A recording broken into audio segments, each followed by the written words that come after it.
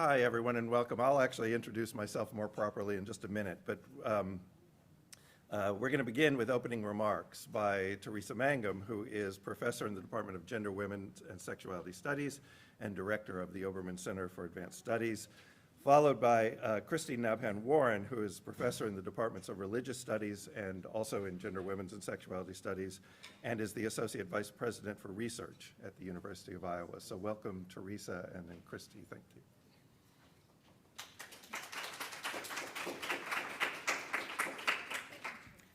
Hi, everyone. It's really wonderful to have you here. My job is to very briefly welcome you all. I also wanted to just take a few moments to say a few thanks. This is the third Mellon Sawyer Seminar that we've had at the University of Iowa, which is such an honor for us. The first was on the traveling of manuscripts in the ancient world. The second was on imagining Latinidades, and now we have this wonderful plan for a year-long study of race and comics. So I'm so appreciative of the faculty members who have done the work of organizing and proposing these very compelling projects to the Mellon Foundation. I also wanted to just say quickly thank yous. First of all, to Corey, to Anna, to Rachel. We're so glad to have you back, and to Esther for incredible organizational work that will keep going on for the whole year. I wanted to thank the Obermann staff, Erin Hackathorn, who's back in the back, Jennifer New, and Jenna Hamrich, who have done a lot of summer organizational work for you all. And I especially thank our guests who've come from all over to join us. I can't tell you how I happen to live in the same house with Corey, and so I had a firsthand view of how excited he was as each of the guests said yes, they would come, and he would be ecstatic for a while and then settle back down and get to work.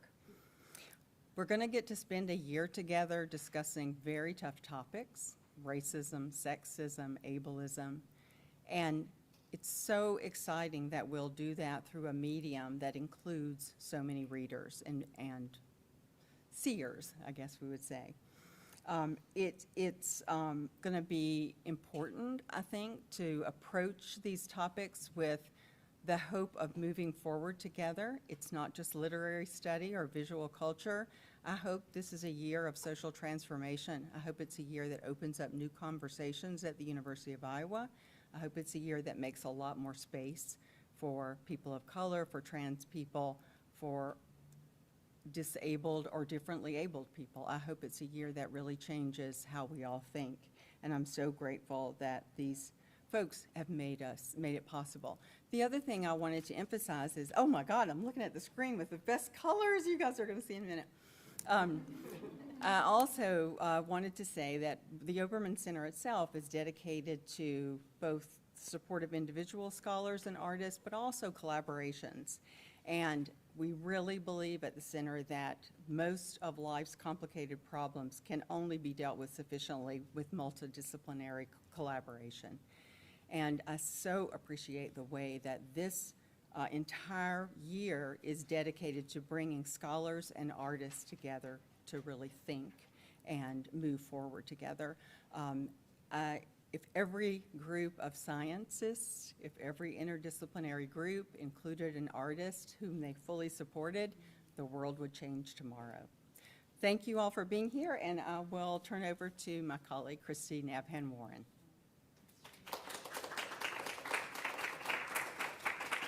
Thanks, everybody, and thanks, Teresa. And I want to thank Teresa because Teresa, those of y'all who know Teresa, is a force and brings people together. And this is happening in large part because of Teresa and the magic that she works to bring people together. So I don't have a whole lot to say, but my name's Christy Nabhan-Warren, and I'm 9 weeks into a new role as one of the Associate Vice Presidents of Research here at the university.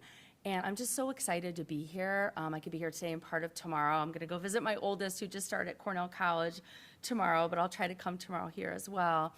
I'm just so grateful. As someone who does interdisciplinary, intersectional work, I so appreciate the work that you're all doing. And as a mother of 3 teens, 2 of whom I will say it's hard to get them to read. You know, they're not readers. the work that you're doing to draw attention to the intersectionality of race, gender, power, and how you're pushing back against the canon is bringing in readers, folks who wouldn't normally read, right? And so I'm so appreciative, both as a parent, as a researcher, and someone who deeply values intersectional, the edge work of intersectional work. So thank you for that. I'm excited that this is going on all year. As Teresa mentioned, I feel so lucky to be at a university where we have support and funding for this dynamic research, and I'm looking forward to learning from you, alongside you, and thanks to Corey for inviting me to address you briefly this morning. So thanks, and thanks to all the artists and creators here, and I look forward to hearing more about learning from you today and tomorrow. Thank you.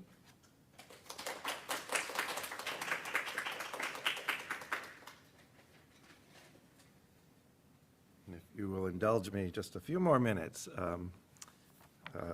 because this is the first of our events, let me say a little bit about the thought behind the Mellon Sawyer Seminar. I actually was going to begin by thanking many of the same people who have already been thanked, so if you'll excuse me, maybe I'll allow that Teresa and Christy have handled that very important aspect of my task now.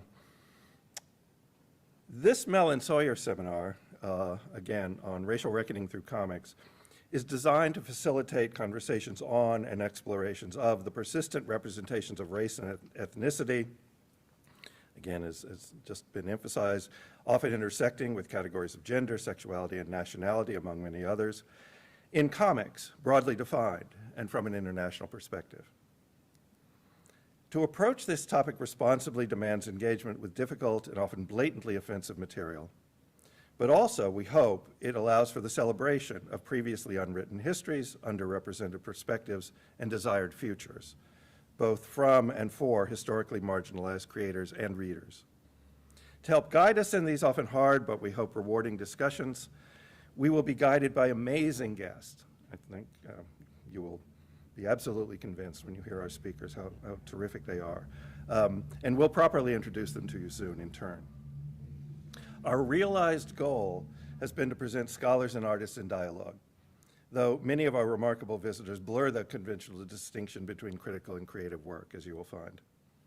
We will also allow the notoriously imprecise concepts of race and ethnicity to retain their range and their variety despite their nebulousness. In other words, we aim to challenge the American tendency to bluntly reduce questions of race to black and white, literally and metaphorically. Our aim, again, is to necessarily confront and criticize, maybe even condemn, while responsibly historicizing and, whenever possible, to celebrate, affirm, and empower. For the seminar as a whole, we've proposed reckoning in both its neutral and its ethical dimensions as a summary term for our activities. To reckon is simply to count or account for, but the term also invokes the dreaded but inevitable day of reckoning, when past misdeeds and mistakes are tallied and consequences are faced. Reckoning can be daunting, if not terrifying, and take many forms, but it remains necessary and unavoidable. For this opening event, moreover, we're asking all of you to join us to reckon with the seemingly simple question, how do we look? So in asking how do we look, we pause to first ask, well, who is we? And is the question, how do we, whoever we are, see, how do we look, or how are we seen? How do I look? Seeing and seen may appear to move in equal directions, but of course these positions have been historically distorted and imbalanced, often with literally deadly results. Those in plain sight may also go unseen, including in popular culture. For the emphatically visual field of comics, such an apparently simple question yields complex and multifaceted responses, perhaps always tentative and partial, perhaps like the best comics, including some of those by people who were in this room, perhaps always subject to constant update and revision. While the topic of the seminar has arguably been relevant for the entire history of comics, and in that sense is long overdue, I also want us to acknowledge that it seems especially timely in the ongoing necessity of Black Lives Matter, an seemingly endless southern border crisis, appalling rises in anti-Asian violence, and the bizarre but too often effective misrepresentation of critical race theory, among many other things. In this context, I want to especially acknowledge our location in the Iowa City Public Library. Excuse me. As I'm sure all of you know, public libraries and K-12 school libraries are currently the target of almost unprecedented censorship of comics and books generally. At least, the most intense since the notorious juvenile delinquent panic of the 1950s. With the undisguised twist now that comics representing people of color and gender and sexual diversity have been the most prominently attacked. Fear has once again been directed at images more often than words, especially those that challenge white supremacy presented as a depoliticized norm and that repeat whitewashed or pinkwashed histories designed to stifle rather than stimulate racial reckoning. A regular target of these attacks and bans is comics that depict non-white and non-straight bodies. And so I believe our location within a public library and a library that maintains and defends its excellent comics collection is especially meaningful and important right now. And we're deeply grateful for the support and collaboration of the library. So, again, welcome to 2 days of hard, but I anticipate important and rich discussion. My colleague Ana Marino will introduce our first speaker, Professor Frederick Luis Aldama. Thank you.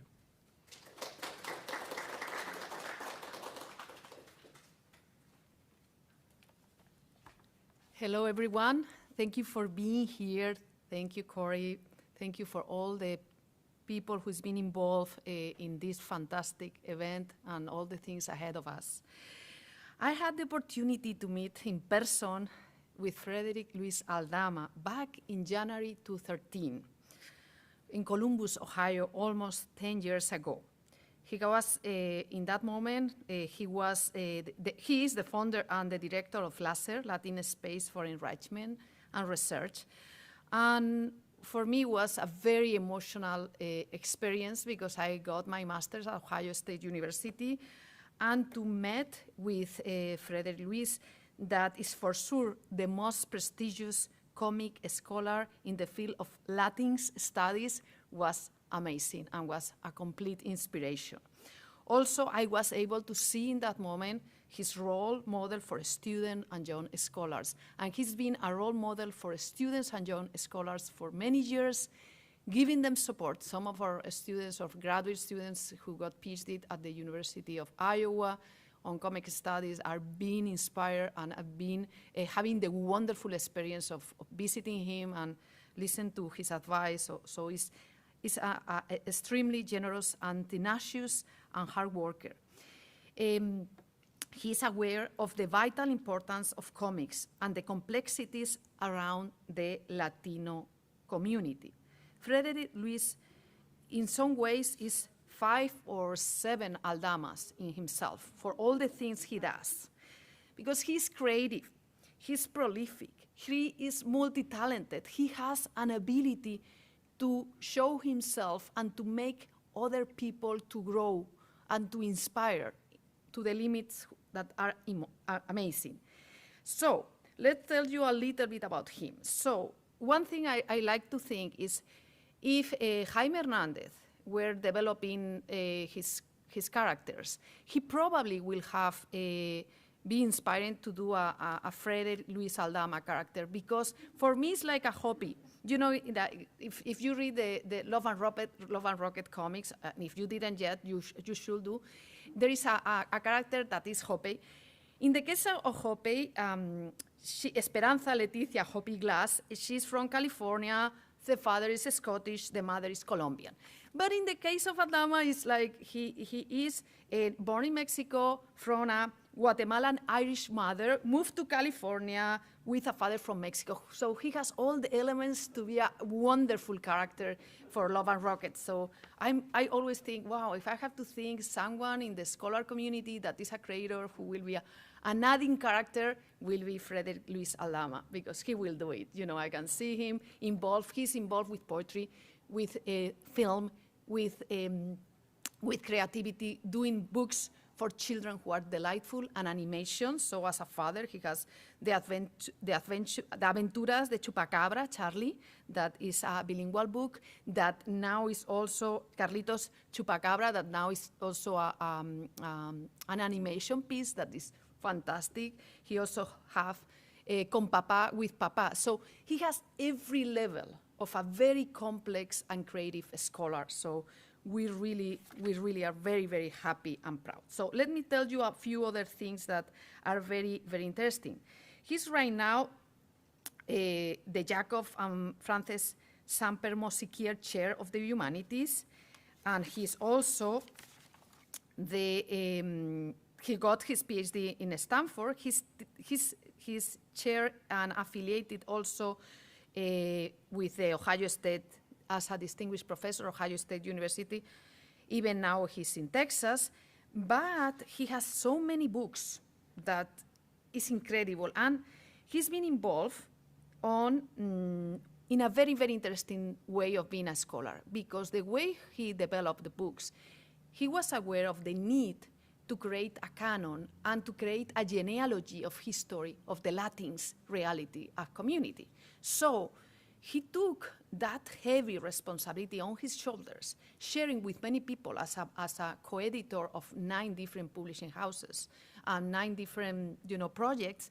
And at the same time, he's been involved on creating expos where he combined Latino kids with Afro-American kids, so they exchange ideas about comics. So you can see him in the popular landscape of comic conventions and festivals, but you will see him on the space of research and a scholar and conference, but you will also see reaching the community, going to speak with teenagers, going to speak with teachers. So he has such a passion in so many levels, and at the same time he will be writing creatively and also scholarly. And his understanding of scholar work is the recognition of a genealogy. So he will go back to Gus Arriola to say, how were comics done in the past? How our Latino community was trying to represent themselves? How is this changing from the rural to the city? Who are working? How he's a lover of Marvel comics. He himself closer to Marvel, and he understands how superheroes are being evolving. He got an Eisner Award for one of his books. He deserves many more Eisner Awards. So, we hope he will be. He's on the, Hall of Fame of Latinx giving energy to our community. So we are super, super inspired and super happy to have him. So he develops amazing books that I really recommend you to read, because he will explain the different process of knowledge about the Latino community, but he also will give voice to the Latino creators. So he will do amazing interviews. So reading him is a way of learning in two different levels, to the level of theoretical about subjectivity and how the self is represent the necessity to build up a genealogy, but he's also a great listener, and he will make artists to give all the knowledge you need. So I love this kind of dimension of orality on his work. He also will be involved. I recommend you to see him in video, and he will do an amazing presentation, because on a stage he's super intense and beautiful. So, and what else I can see is I really like when he speaks about his life and the connection he has with comics, and he remembers himself as a kid who combines, the cape of the superhero with the wrestle mask. He has all the complexities in himself. So I'm very, very happy. We are very, very happy to have him here. And he's going to give us a presentation that is entitled Geometrizing Ethnoracial Formation Narratives in BIPOC Teen Comics, this is the acronym for Black Indigenous People of Color. So I welcome here, and we are very grateful. Thank you, Frederick, Luis. You are our inspiration. Gracias, gracias, gracias for being here.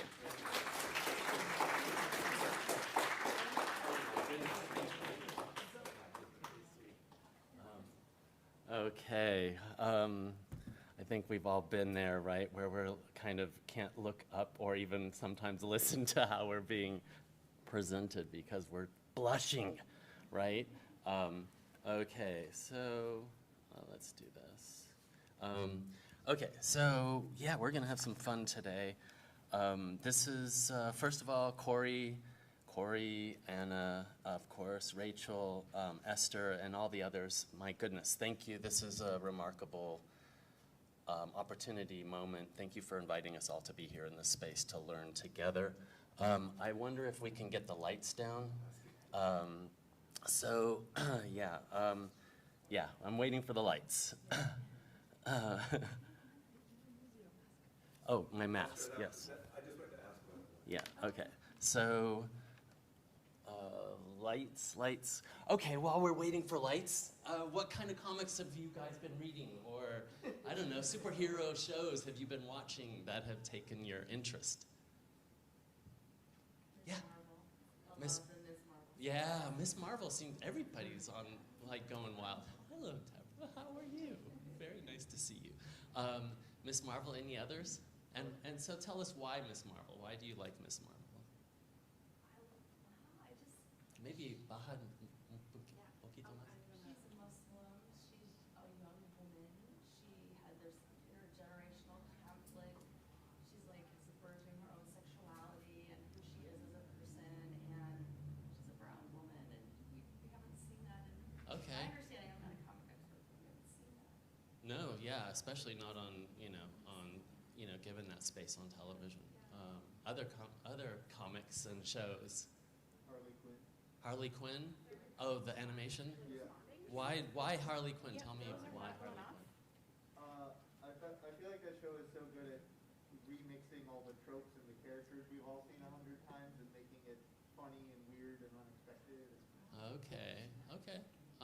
Fair enough. Yeah, I mean, animation in many ways has been a lot more creative and innovative. And then, even the stuff that we're seeing today, which we're really happy to see. Yeah, there was a hand in the back. BB Free, I was devastated that Boom canceled it after like 4 issues. Yeah, right. Story about like the sweetest little girl. Yeah, right, exactly. I know. All this really good stuff, and then it gets canceled. Yeah. I was hoping that like after the pandemic it would be like picked back up again. Yeah. That was gonna be part of it, but Yeah. Gabby Rivera is, have you met her? I have not. Yeah. But I So great. So, oh my God, so amazing. So amazing. So grateful and so appreciative, right? And humble. And so incredibly talented. Okay, so here we go. Tell you it sucks. I think he kind of loved it. We came here as a family. It's too dangerous for that to know. It's more dangerous if they don't. You're Superman? No, we've seen Superman before. We've seen him. I told the boys you're Superman. Couldn't lie to them anymore. This is gonna keep my family together. Clark, gotta tear it apart. One time you were gone. You lied to me. You bolted. I can't just abandon the world. The world will always need Superman. Okay, so last year, for those of you who didn't see this, CW dropped its first season of its rebooted superhero TV show, Superman and Lois. The pilot races viewers through Clark and Lois's journey to adult life in Metropolis, working at a daily planet rife with layoffs, struggling as parents of tween teen boys, one with social anxiety and both suffering from an absentee dad, grieving over the loss of Martha Kent, reeling from the news that the Kent farm is about to slip into foreclosure. Beyond satiating my modicum of curiosity about how Clark and Lois parent, I'm just not that interested in adult problems. There's no spark. There's no life. I have enough of this in my own everyday life already. Rather, what my brain latches onto is the narrative of the twins, not only the excitement of following Jordan as he wakes to his superpowers, but how he and Jonathan engage with and act toward their fellow teens, including underdogs, pushing back at bullies, and helicoptering parents, and the growing of nascent desires. My reaction to Superman and Lois points to a general trend in where I've been going to find my narrative pleasures lately. I've been pulled more and more towards superhero comics, televisual, and film narratives that feature teens, and especially teens of color. In part, this is driven by a certain nostalgia, a look back to a time when all wasn't so carefree, but when it did seem like there were infinite possibilities, a time when I imagined I could soar up, up, and away. A look back to our mind in bodies during this huge formative and transitional moment in life. A look back to a time when my physical, social, and imaginative world began to expand exponentially. And within this expansion, the increased testing and revising of my learnings and imaginings within and against different social, physical spaces as a teenager. My current research is all about superhero popular narratives that focus on teens of color and their growing of emotion systems. I examine comics that feature Amadeus Cho, New Hulk, Kamala Khan, New Miss Marvel, Miles Morales, Reptile, Humberto Lopez, Riri Williams, Ironheart, among others. I explore TV shows that feature, to different degrees of presence, BIPOC protagonists such as Teen Titans, Runaways, and the more tween than teen, Raising Dion. I also examine films such as Slight, Alita, The Darkest Minds, Logan, The New Mutants, and See You Yesterday, among others.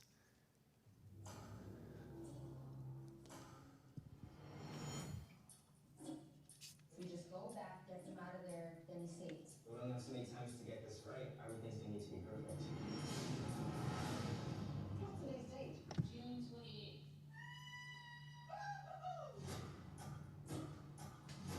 Sebastian, this has to work.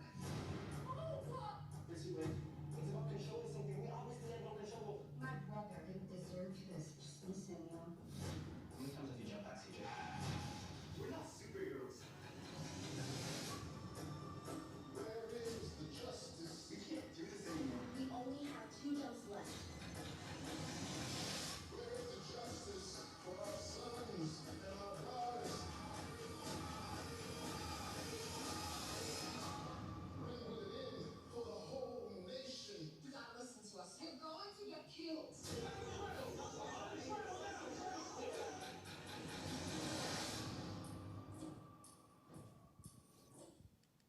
We see how pop cultural technologies of storytelling can and do create absorbing and expansive teen protagonists whose intersectional identities and experiences, racial, sexual, gender, class, are variously and vitally shaped within a social tissue interlaced with prejudice, fear, unfeeling, paranoia, and the lack of imagination. Using the visual and verbal technologies of comic book storytelling, these narratives can add and do tell us much about the struggles and triumphs of core identity formation for those violently pushed to the racial, sexual, and gender margins. I'm endlessly fascinated with teens. I read constantly the research to understand this wondrous development phase, and not just because I live with one. Like the phase from birth to 6 years old, adolescence, identified roughly as ages 13 to 18, is another huge moment in our physical, cognitive, emotive development. It's a time of when adrenal stress, sex, and growth hormones flood the brain. It's a time of physical and emotional awkwardness. It's a time of risk-taking. It's a time of heightened self-consciousness. It's a time of explosive attractions, and all of this is a cross-cultural planetary phenomenon. It's also a time of explosive curiosity and great creativity. Teens generate novel ideas. They see solutions where others may not. Their brain is responsive and flexible.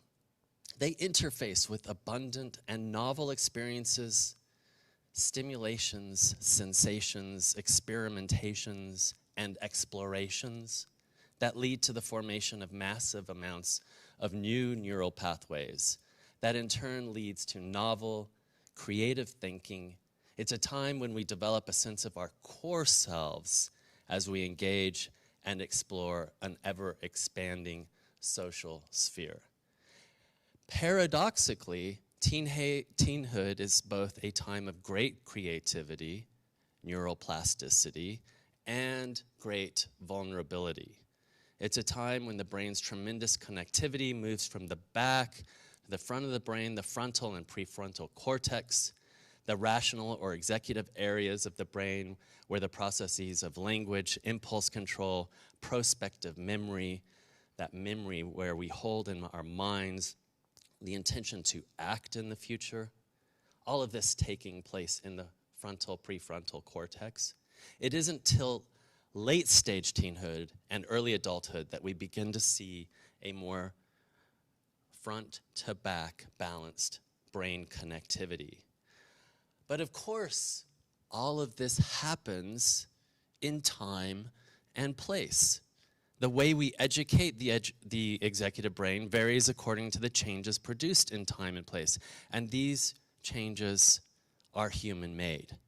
Today in the US, we see the making of an education system and social tissue that's failing BIPOC teens, especially. Society is failing to provide the everyday conditions for the realization of their full potentialities, for the good life, or eudaimonia, as Aristotle called it. I gravitate to those narratives that feature the otherwise identified as troublesome and misfit teen as superheroic. The superheroic narratives I'm pulled toward again and again strip down, then reconstruct and amplify the experience of teens under the watchful eye of restrictive identity systems powered by xenophobia and queerphobia. They are conventionally superheroic, coming into different superpowers like shape-shifting, teleportation, cyborgian badassery, general super strength, and intelligence. But they are superheroic because one way or another, they survive being patrolled, profiled, surveillanced, and silenced within a xenophobic, queerphobic, misogynistic society. Comics use both the visual and verbal storytelling technologies to generate these magnificent and idiosyncratic bundles of experience, both in our story world immersion, character, theme, plot, and in our aesthetic, design, gestaltic grasp. Put simply, the visual and verbal shaping devices invite us to experience a complex range of networked emotions. Just as a particular characterization or character-to-character encounter might trigger, say, rage in us, so too might the choice of color and line work trigger or amplify such an emotion. Simultaneously, just as we might experience affection with a character, so might we really like a comic because of its aesthetic design, its awe factor. The elements that make up the story world, character, setting, and themes, for instance, can and do accrue in ways that point us toward a dominant set of emotions, negative or positive. And by convention, the visual elements that go into the design of a given comic book that geometrize the narrative do the same. Sometimes the story world and aesthetic design emotion sets come to exist in conflict, but mostly they work together. They give us our emotion north.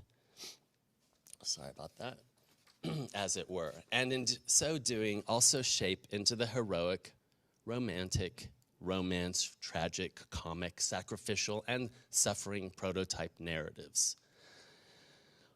Our emotion engagement with teen comics at the aesthetic level changes in time and place. In my youth, when my comics literacy was in its infancy, I would not have had the awe experience I do today with John and Stacy's masterful aesthetic design in shaping the story of I Am Alfonso Jones, and we have Stacy here with us today.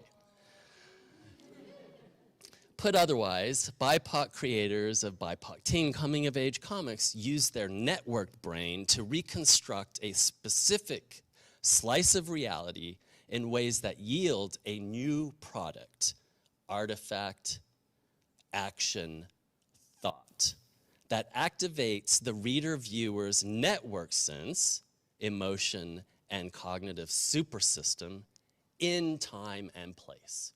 I call this co-creation elsewhere. BIPOC teen formation comics focus on the formation of core selves, affect learning, long-term memory, consolidation of new memories, time perception, olfaction, posture and movement, decision-making and motivation, reward and pleasure, and actions and motor behavior. Hence, they can and do shed light on the struggles and triumphs experienced by real-world teens of color. Two interrelated concepts run through the vein of my work on BIPOC teen comic book narratives, the Bildung and the Ethno-Racial Pause. I take the concept of the Bildung from Bildung's roman novels that I read and analyzed as a college student, like Dickens' Great Expectation, Bronte's Jane Eyre, Ralph Ellison's Invisible Man, and so on, that focus on the formative education of the protagonist.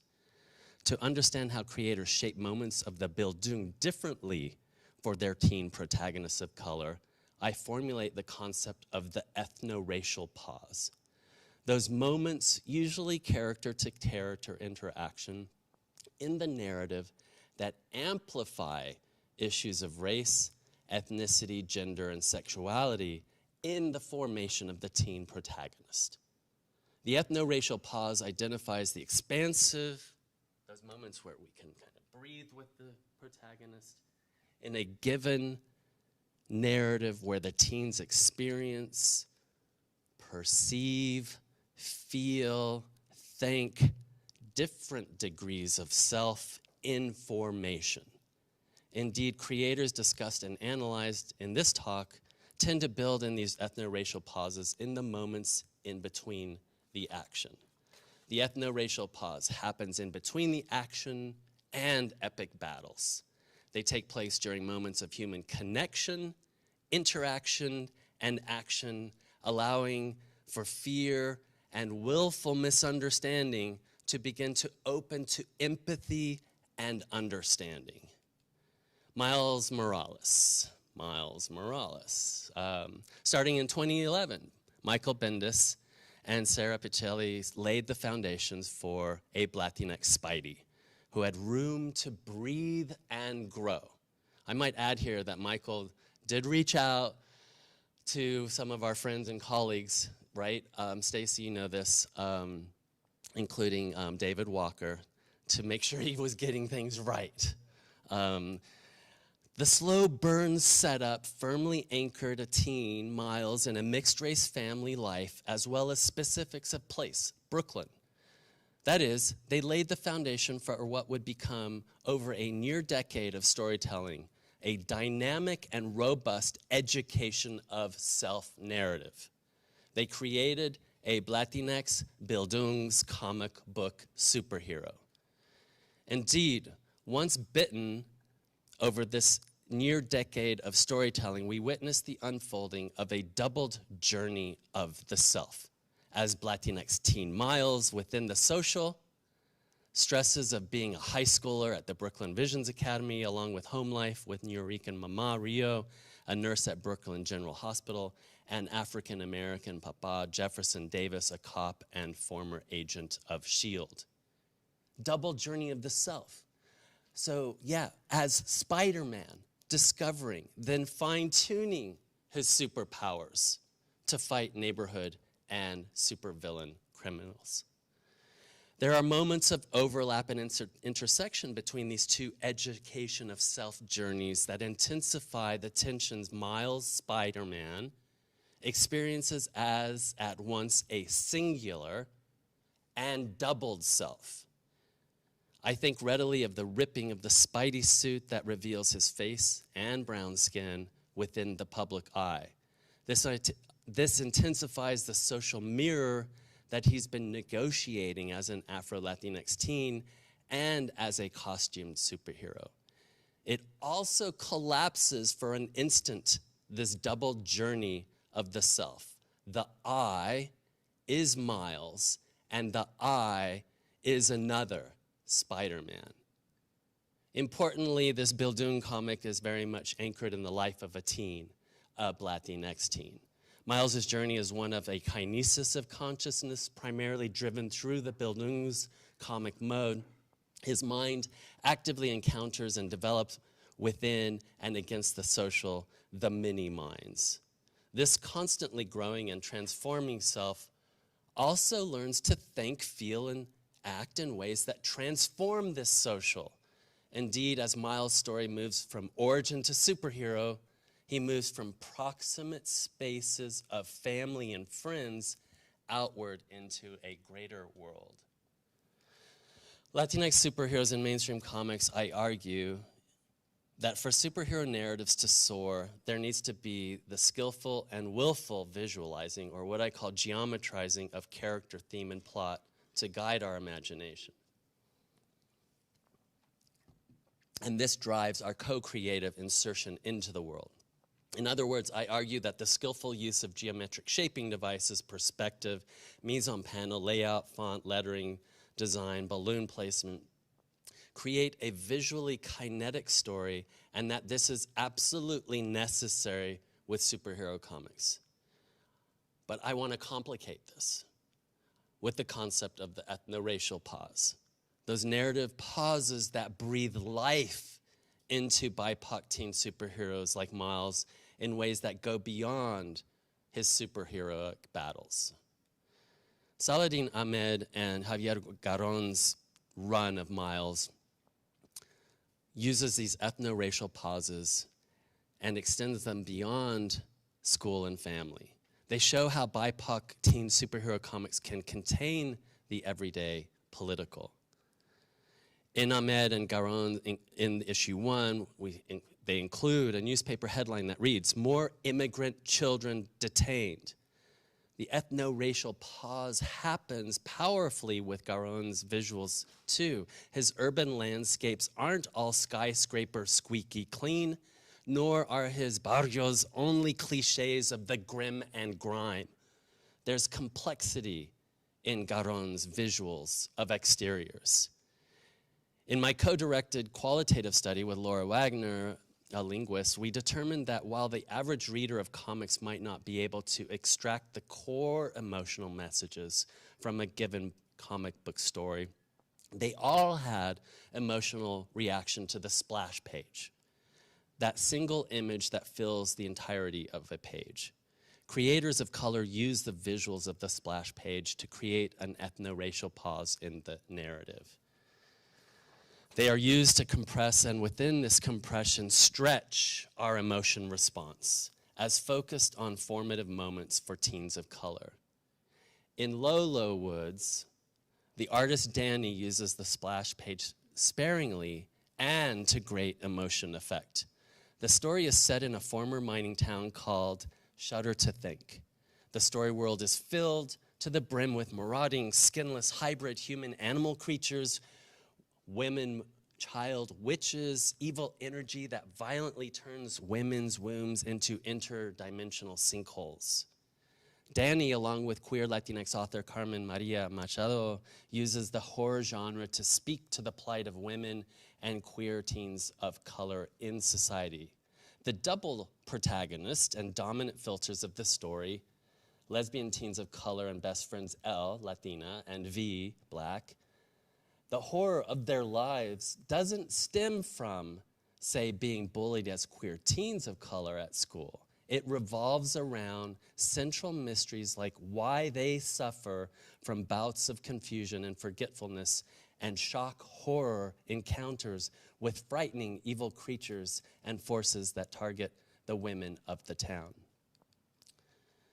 Danny's visuals drive home how BIPOC teens experience negative emotions more as perpetual states than as short duration, the, say, normal way one experiences emotions of fear. In one instance, V's sensual encounter with Jessica turns, with the flip of a page, into a splash page scene of horror. Danny's geometrizing of V's posture and facial expression, along with the page design that tips everything downward diagonally from left to right, triggers in the feeling of shock and confusion.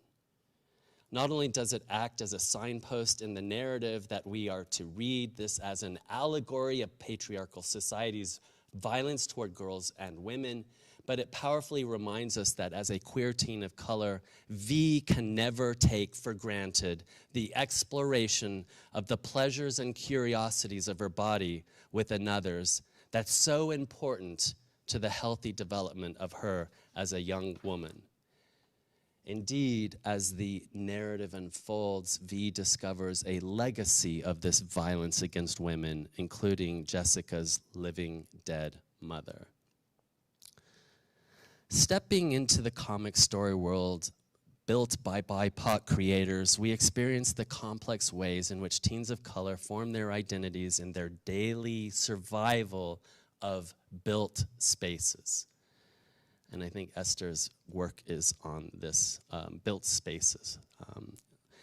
Just as the world L and V inhabit create a constant sense of precarity of lesbian teens of color, so too do we see how male teens of color can't take for granted lives lived in urban spaces. The BIPOC creative team, Tony Medina, Stacy, here with us, John Jennings, geometrize the urban built space as one that surveils, attacks, maims, and murders young black and brown teens, like the eponymous tragic hero of their comic, I Am Alfonso Jones. They frame the narrative with Alfonso's murder, shot dead by a police officer mistaking a clothes hanger for a gun. As the story unfolds, they use the visual and verbal shaping devices to stretch the narrative into deep time and space, linking Alfonso's murder with long histories of black and brown peoples whose lives have been brutally cut short by police violence that upholds a white supremacist U.S. social system. In the narrative, ghosts appear of contemporaries such as Amadou Diallo, Trayvon Martin, as well as Frederick Douglass, Harriet Tubman, and Malcolm X. Stacy and John's visuals convey this feeling of oppression, geometrizing the built spaces in ways that convey the sense of suffocation and hostility to BIPOC teens like Alfonso. They are also careful to build in that ethno-racial pause, clearing time and space in the narrative for Alfonso to breathe and move in a world otherwise filled with violence.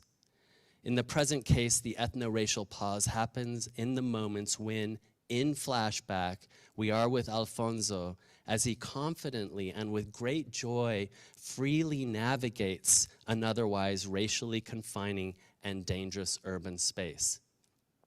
Stacy and John's ethno-racial pause includes these moments when Alfonso's deft and swift bicycle maneuvering create a blur out of the oppressively looming labyrinthine series of decayed, dark structures and the suffocating streets chock full of cars.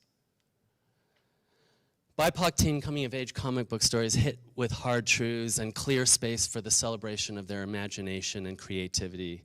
In superhero comics such as Jin Yang and the artist team known as Gurihiru's Superman Smashes the Klan, racism and homophobia are present, but ultimately vanquished as the tween and teen characters learn to work together to knock down racist bullies and soar up, up, and away. Yang and Gurihiru choose to set their superhero comic and use the color palette of the 40s comics. Superman smashes the Klan in 1946, not only to draw the reader viewer's attention to the serialized radio story of Superman outing the real KKK for its deplorable xenophobic acts, but also to stretch deep into the surface of a post-World War II zeitgeist characterized by the myth-making of a happy-go-lucky, leave-it-to-beaver, everybody-get-along middle-class whiteness. By choosing to geometrize the story through the ethno-racial formation of Roberta Lee, this creative of color team wake readers to long histories of anti-Asian policy and practice.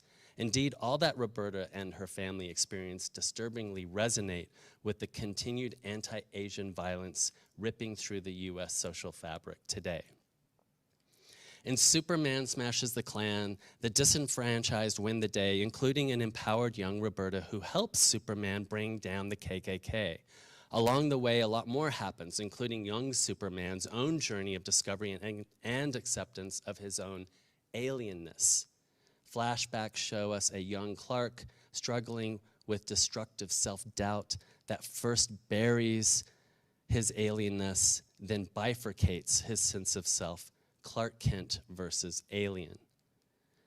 Yang and Gurihiru give shape to a series of these ethno-racial pauses whereby ultimately Clark embraces his alienness and comes into his full power as a warrior with a samurai top knot and identifiable Asian look. In this ethno-racial pause, they have Superman out himself as alien in the middle of a baseball stadium. I am from another place. As such, Yang and Gurihiru put ethno-racial subjects steadfastly at the center of American history, society, and its superhero mythos. As I wrap this up, I want to briefly examine an ethno-racial pause that Alex Sanchez, writer, and Joel Moreau, artist, build into the middle of the comic book narrative, You Brought Me the Ocean. It's a pivotal moment in the formation of BIPOC teen protagonist Jake Hyde, son of Black Manta, as he struggles to come to terms with his difference, a nascent queer sexuality, and water-bending superpowers. Sanchez and Moreau use verbal and visual shaping devices to build into the story this ethno-racial pause that marks a turning point in Jake's formation of self. Jake falls back on his bed and stares up at the ceiling, trying to come to terms with his sense of being monstrous. Physical marks on his body and a social mirror that reflects back his same-sex desires as deviant. In a cascade of images, we move from his thinking that all of these feelings will dissipate if he could live elsewhere, looking up at a map on the ceiling, to the tight, bundled body at the page's bottom that conveys his deep anxiety and fear at not being able to be fully himself. Sanchez's narrative, coupled with Moreau's visuals of Jake's body posture and expression, tumble us through emotions of shame. He covers his body as he looks at the mirror's reflection, to anger as he sheds his jacket, to helplessness and loss of hope as he slumps over, falls from his chair, and holds his jacket tight.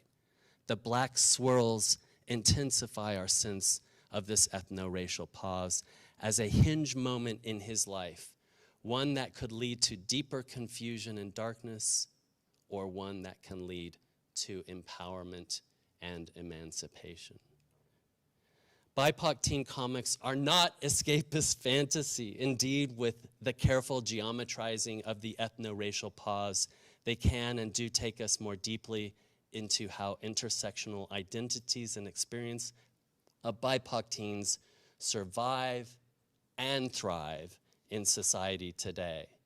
They celebrate diversity as the ethno-racial pause of creativity and storytelling innovation. They forcefully remind that BIPOC teens, in all their rich superheroic experiences can and do wake us to the transformative power of our collective racial reckoning and radical openness. Thank you.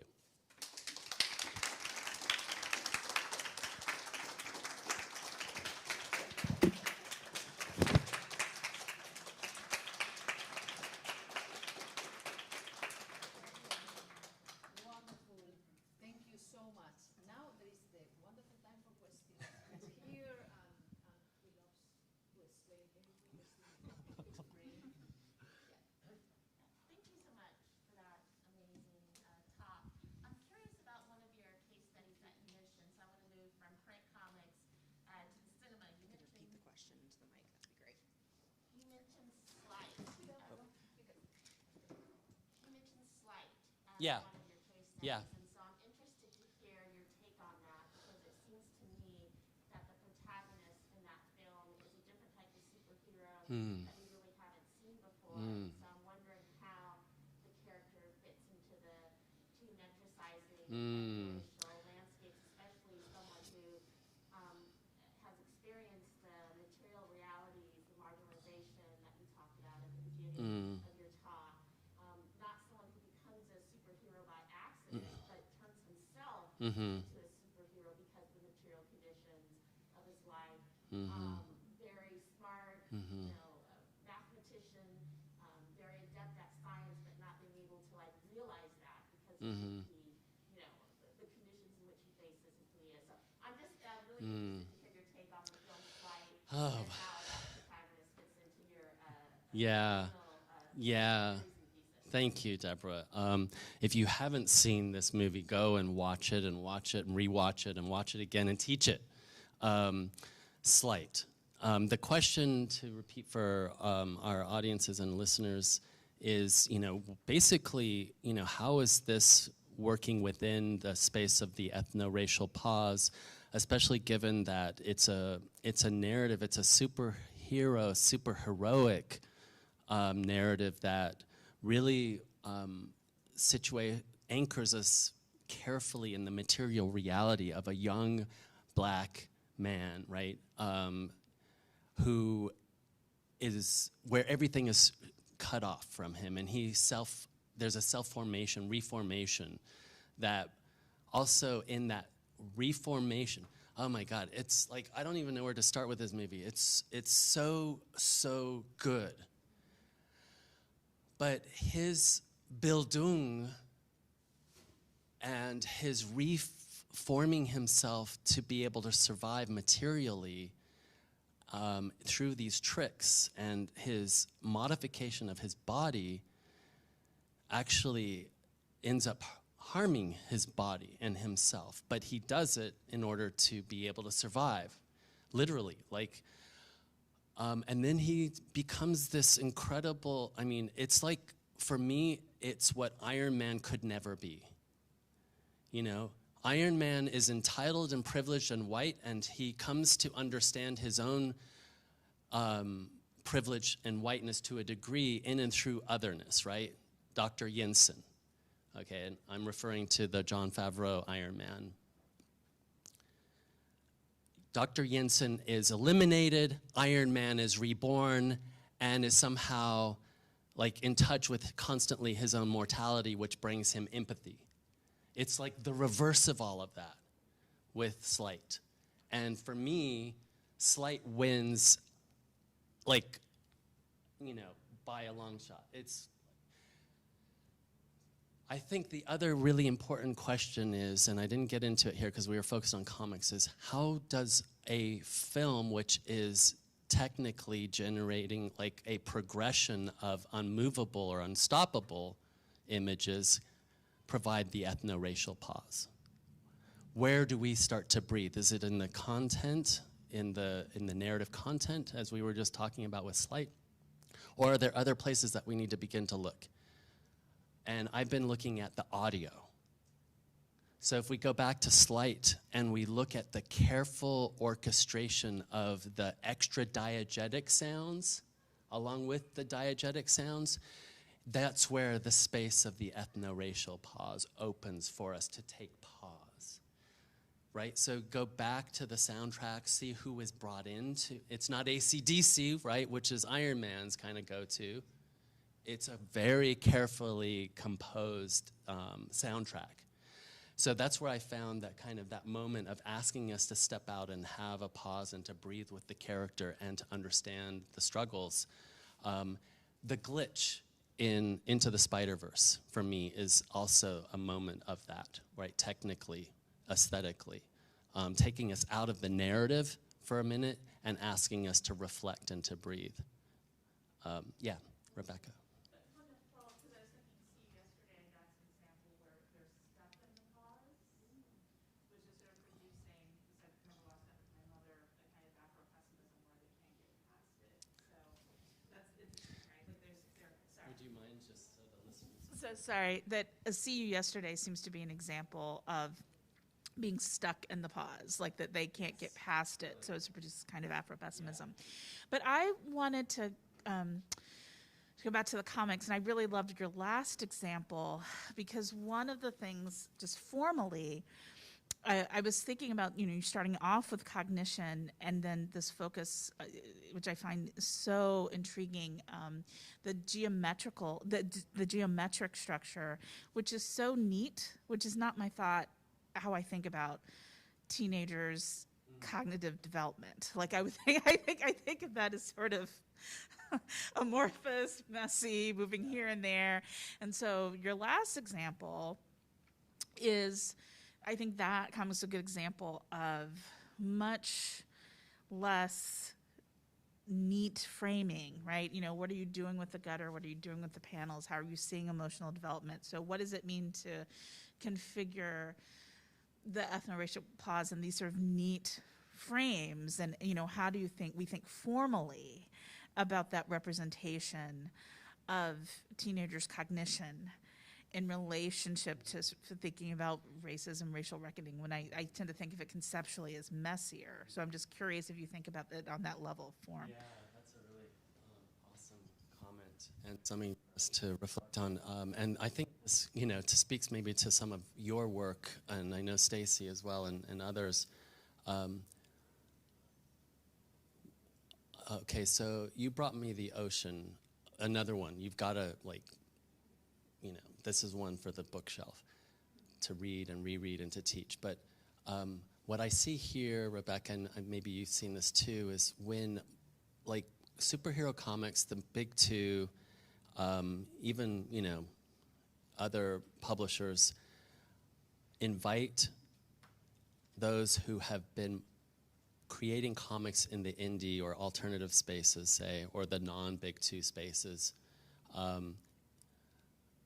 into the creative process and the materializing of the narrative.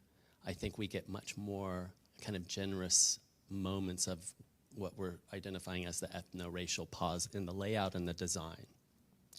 When you have more of those that are conventionally based comic book superhero sort of storytellers visually, we get the more, standard conventional 6 or 9, panel stuff, more conventional, splash page even, and so on. But I think even with Miles and Ahmed and Garon, there's something that's happening there where we are being asked more than I see in other comics to really, because they're attentive to the issues. And it's not business as usual in the way that they're reconstructing, our landscapes and our social and physical landscapes and our emotional landscapes. And so even though we might see a very conventional panel layout and design, it's still doing something within the panel that is asking us to slow down and to experience superhero comics in a different way, fundamentally, right? Not be so driven by the epic battle, right, as the generator of interest, but now to kind of almost go into the spaces that you've created so beautifully, right? To think and pause and reflect and to kind of step into that. Other comments, questions? Yeah. No,